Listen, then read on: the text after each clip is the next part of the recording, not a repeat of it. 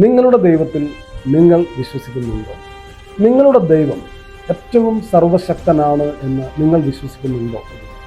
എന്തിനാണ് പിന്നെ നിങ്ങൾ ദൈവത്തിൻ്റെ കൊട്ടേഷൻ കൊണ്ട് ആകുന്നത്?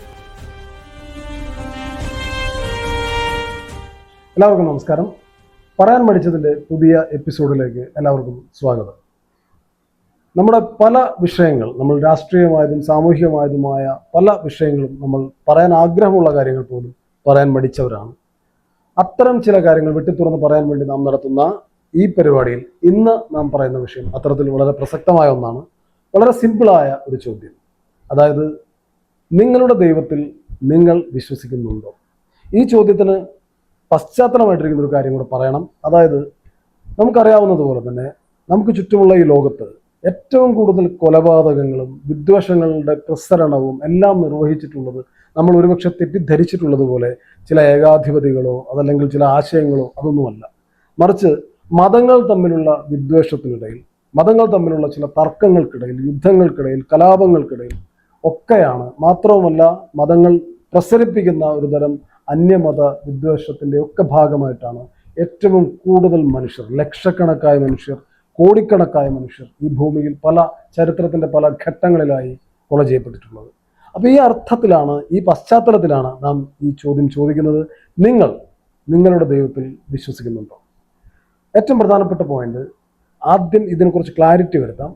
നിങ്ങളുടെ ദൈവം ഏറ്റവും സർവശക്തനാണ് എന്ന് നിങ്ങൾ വിശ്വസിക്കുന്നുണ്ടോ?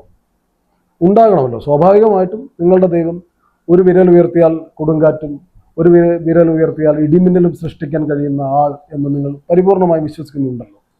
ഇനി അങ്ങനെയാണ് നിങ്ങൾ വിശ്വസിക്കുന്നത് എങ്കിൽ, അതായത് വളരെ സിമ്പിളായി പറഞ്ഞാൽ നിങ്ങളുടെ ദൈവത്തിൽ നിങ്ങൾ ഏറ്റവും അധികം വിശ്വസിക്കുന്നുണ്ടെങ്കിൽ എന്തിനാണ് പിന്നെ നിങ്ങൾ ദൈവത്തിൻ്റെ കൊട്ടേഷൻ കൊണ്ട് ആകുന്നത്?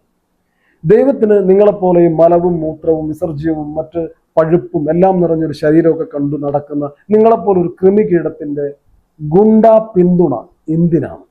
സർവശക്തനായ ദൈവത്തിന് അത്തരത്തിലൊരു ഗുണ്ടയുടെ ആവശ്യമുണ്ടാണ്. അത് മനസ്സിലാക്കിയാൽ ദൈവത്തിന് വേണ്ടി തല്ലാനും കൊല്ലാനും നടക്കുന്ന മനുഷ്യർക്ക് സ്വയം അറിഞ്ഞ് ഒന്ന് പുഞ്ചിരിക്കാൻ കഴിയും. അപ്പൊ ഇനി അടുത്ത് വരുന്ന ഒരു ചോദ്യം, ഒരു സംശയം, അല്ല എനിക്ക് അടുത്തുള്ള ഒരാൾ അല്ലെങ്കിൽ എനിക്ക് പരിചയമുള്ള ഒരാൾ ദൈവത്തെ നിന്ദിച്ചല്ലോ, എന്നിട്ടും അയാൾക്കൊന്നും പറ്റിയില്ലല്ലോ, അപ്പൊ ഞാൻ ഇടപെടണ്ടേ? ഞാൻ ദൈവത്തിന് വേണ്ടി സംസാരിക്കണ്ടേ? അല്ലെങ്കിൽ ദൈവത്തിന് വേണ്ടി അവനെ ഞാൻ പ്രതിരോധിക്കണ്ടേ? അപ്പൊ അതിനുള്ള മറുപടിയും വളരെ സിമ്പിളാണ്. അതായത് നിങ്ങൾ ഉദ്ദേശിക്കുന്നയാൾ ഒരുപക്ഷെ ചെയ്തിട്ടുണ്ടാവുക, അയാൾ ഒരു പ്രസംഗത്തിൽ നിങ്ങളുടെ ദൈവത്തെ നിന്ദിച്ച് സംസാരിച്ചിട്ടുണ്ടാകാം. അതല്ലെങ്കിൽ അയാൾ ചിലപ്പോൾ ഫേസ്ബുക്ക് പോസ്റ്റിലൂടെ നിങ്ങളുടെ പ്രിയപ്പെട്ട ദൈവത്തിന് എതിരെ എന്തെങ്കിലും വാക്കുകൾ ഉരിയാടിയിട്ടുണ്ടാകാം. നിങ്ങൾ ചോദിക്കേണ്ട കാര്യം വളരെ സിമ്പിളാണ്, സ്വയം ചോദിച്ചറിയേണ്ട കാര്യം വളരെ സിമ്പിളാണ്. അതായത് ദൈവം ഫേസ്ബുക്ക് പോസ്റ്റ് നോക്കിയല്ല ഒരു മനുഷ്യനെ കേൾക്കുന്നത്. അയാൾ ആ ഫേസ്ബുക്ക് പോസ്റ്റ് ഇട്ടത് നിങ്ങൾ കേൾക്കാൻ വേണ്ടിയാണ്, നിങ്ങൾ അറിയാൻ വേണ്ടിയാണ്, ഒരുപക്ഷെ നിങ്ങളെ പ്രകോപിപ്പിക്കാനും വേണ്ടിയാണ്. അല്ലാതെ ആ ദൈവത്തിന് ആ എഴുതിയ ആളോട്, ആ സംസാരിച്ച ആളോട് ഏതെങ്കിലും തരത്തിൽ ഒരു അനിഷ്ടം ഉണ്ടെങ്കിൽ അയാളെ എതിരിടാൻ ആ ദൈവത്തിന് കഴിയും.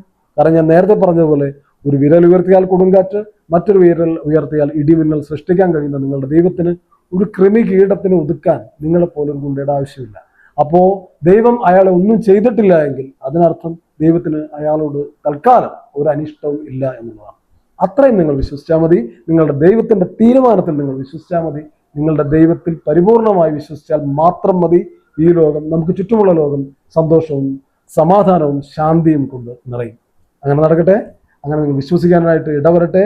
ചുരുക്കി പറഞ്ഞാൽ നിങ്ങളുടെ ദൈവത്തിൽ നിങ്ങൾ പരിപൂർണമായി വിശ്വസിക്കുന്ന ഒരു കാലം വരട്ടെ. അങ്ങനെയാകാൻ നിങ്ങൾ ശ്രമിക്കട്ടെ എന്ന് മാത്രം പറയുന്നു. ഈ പുതിയ എപ്പിസോഡ് ഇവിടെ അവസാനിക്കുന്നു. പുതിയ വിഷയമായിട്ട് അടുത്ത എപ്പിസോഡ് കാണും വരെ നമസ്കാരം.